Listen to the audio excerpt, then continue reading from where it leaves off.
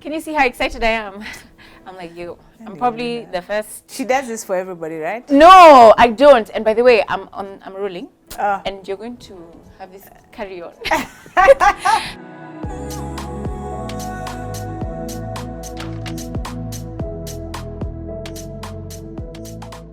So I'm sorry, forgive me. I'm just really excited. I'm so thrilled. I feel like I'm the first woman to interview Sylvia Mulinge, who's just an amazing, amazing, amazing human being. And I feel really privileged to get all this authentic content firsthand.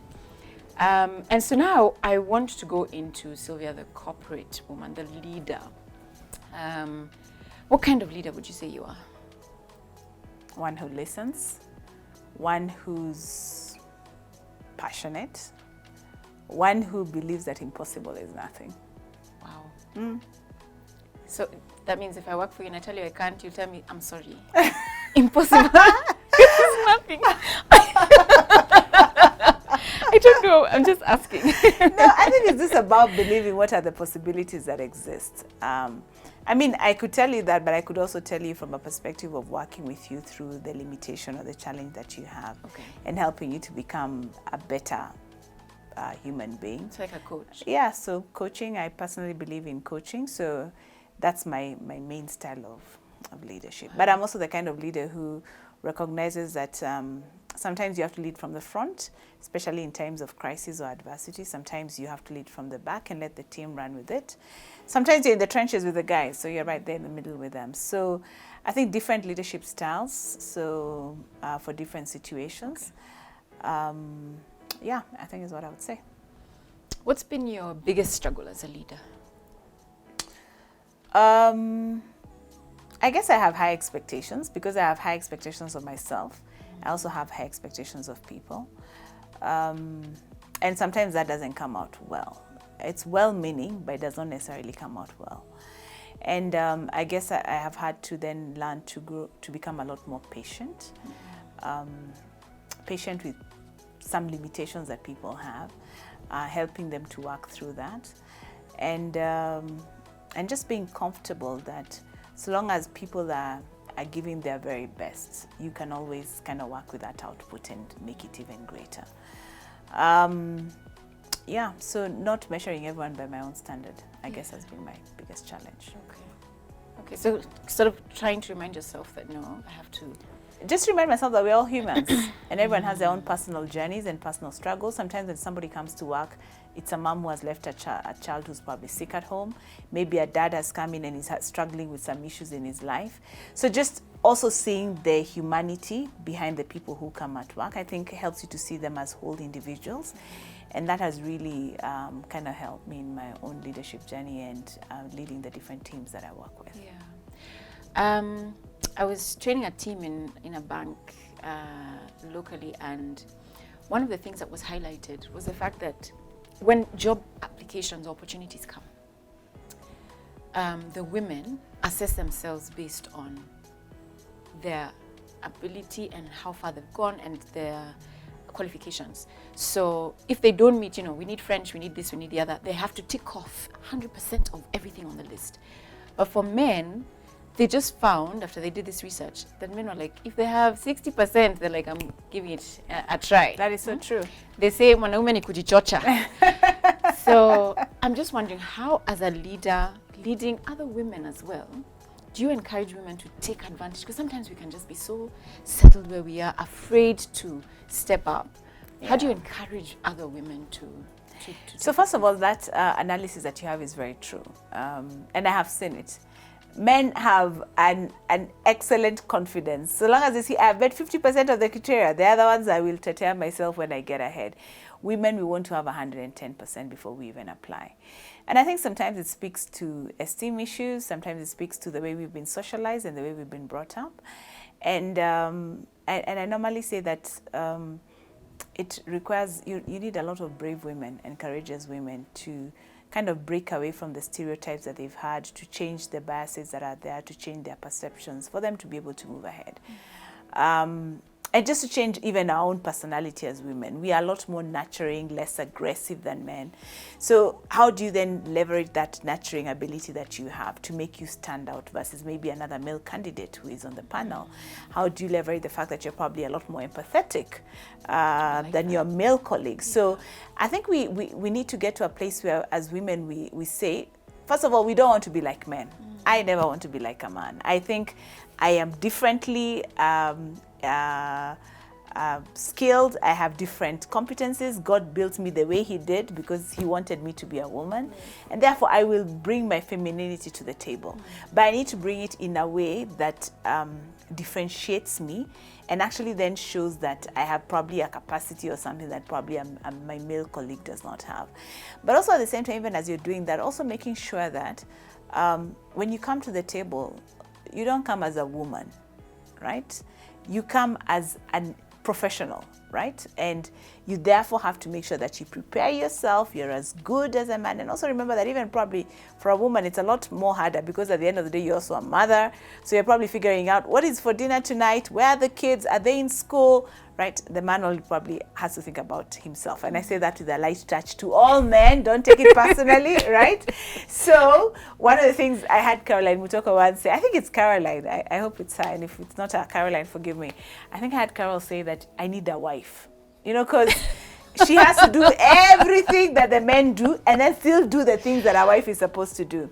And that's why when I spoke about earlier about figuring out what are the things that you outsource, right? So that there's some things that you must take care of, right?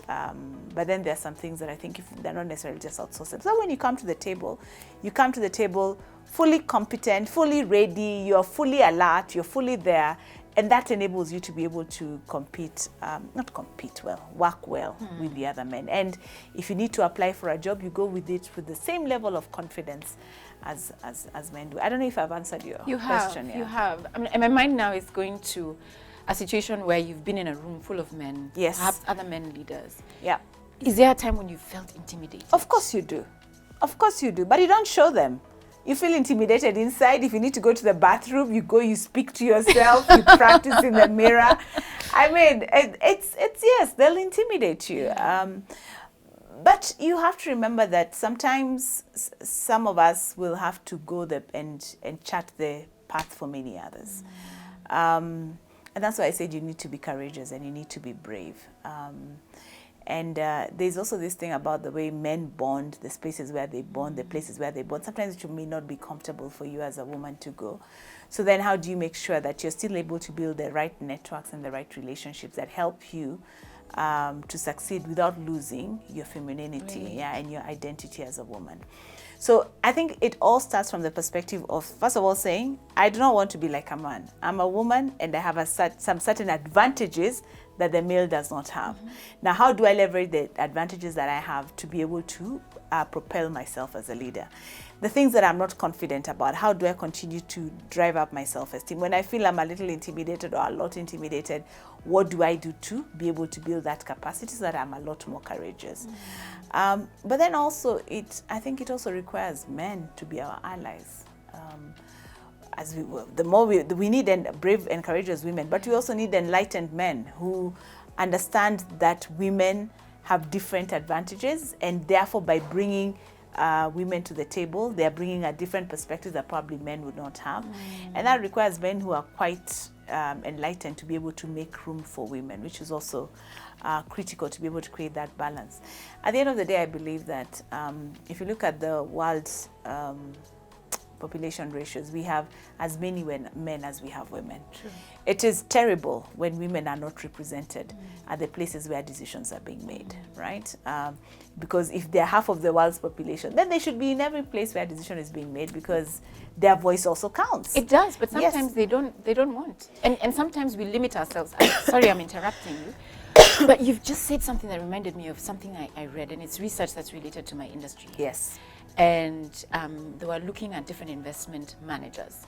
And what happened was in 2007 and 2008, during the financial crisis, when portfolios were assessed, the portfolios that were managed by women actually did better than men by 4 to 6%. Wow. But the other thing that they found, that women attributed that success to, God is amazing, ni Mungu tu, or Yes. I was just lucky. And the men, I'm the guy. I'm the guy. It's because of my ability that this has happened. So we tend to attribute our success to luck, whereas men attribute their success to themselves. And failure for men is that guy. You see that guy? That one? He's the one who did that to me, and that's why this didn't work. Or it's the weather, or these other things that cause me not to work, especially when they're surprised by the failure. But for women, when we fail, we blame ourselves. Yeah. How I feel like it's our wiring. How do you get out of that? How do you move from accepting that, you know what, I did this and it's okay, and it's not being arrogant by saying that it's because of my hard work and intelligence that I am here and we've succeeded in this thing? Okay, so I guess we need to have a lot more of this. So this conversation, first of all, is a step in the right direction, because we need to be self-aware, right? And whoever did the research, I mean, that kind of information needs to be out there. The second thing is also we need many more role models, people who have made it to, or have been able to break through those challenges, to kind of talk about it and encourage people. It's also about being very conscious about the way we were brought up and the way we were socialized, and maybe the role of the mom and the dad in the family, where maybe the mom always followed the dad. At least that's how many of us were brought up like. So the man was always the one who was at the forefront, who was always leading the conversations in the home, and mommy was only supposed to take care of the children and really didn't have a voice. And that's how we were brought up. So I guess there's a place for us to, once we get that awareness, to also then be very conscious as mommies, to also make sure that we are not raising our daughters to be like that. We are raising our daughters to be a lot more confident. We are raising our daughters to speak out. We are raising our daughters to understand that they have an equal contribution to make, just like their brothers have to make. But then, I guess at the end of the day, everyone is presented with a choice. Yeah, and your life boils down to that moment of truth when you have to make a choice, and your life is a sum of the choices that you make, right? As a woman, you will always be presented with choices that probably make you uncomfortable, right? Because of the way your background, or the way you've been socialized, or what you have been led to believe about yourself. When that moment of choice comes, I guess every woman has a decision to make, right? In terms of, is this the person?